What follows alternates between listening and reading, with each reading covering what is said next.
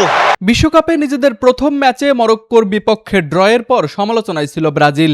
তবে ফিফা র্যাঙ্কিংয়ের ৮৩তম দল হাইতির বিপক্ষে দাপুটে জয়ে সেই সমালোচনার জবাব দিল সেলেসাওরা।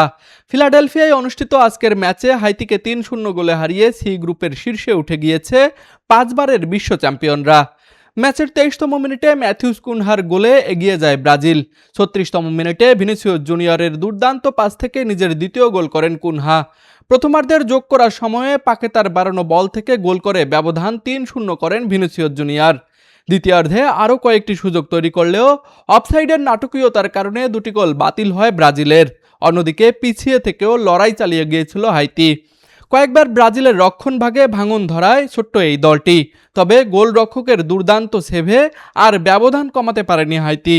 এই জয়ে ২ ম্যাচে ৪ পয়েন্ট নিয়ে গোল ব্যবধানে মরক্কোকে পেছনে ফেলে গ্রুপের শীর্ষে উঠে এসেছে ব্রাজিল।